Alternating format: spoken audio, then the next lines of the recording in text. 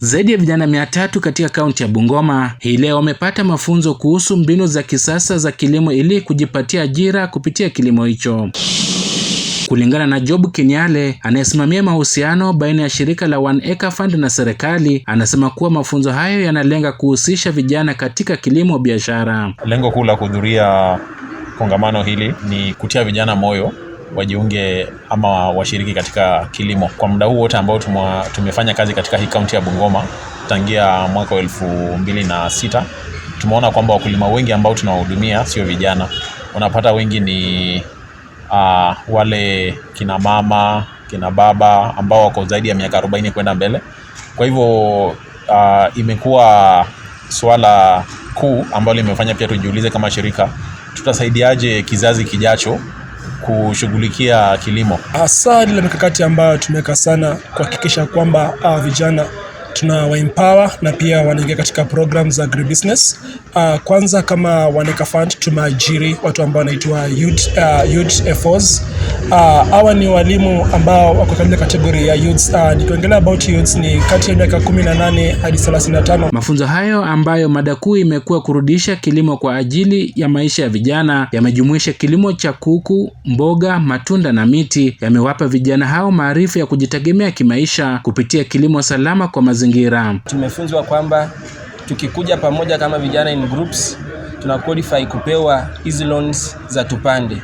Sasa mimi ujumbe wangu kwa vijana wote wenye wako hapo nje, tukuje tujoin tupande na tupende ukulima, kwa sababu agriculture is the backbone of our economy in this country. Mimi ombi langu kwa tupande ni kwamba wao wenyewe wakuwe wanatutafutia soko kama wakulima, ili tunavovuna au wananunua bidhaa zetu kwa bei nafuu, ambapo wataenda watafute soko kwenye place yenye bidhaa zetu zinahitajika zaidi. Tumefundishwa jinsi ya kufuga kuku, tumefundishwa jinsi ya kufuga mboga, kupanda mboga kama managu, saga na miti ya matunda kama avocado na macadamia. Nimejifunza mambo mingi sana kama kijana, considering I'm still a student but very much passionate in agriculture and our poultry farming.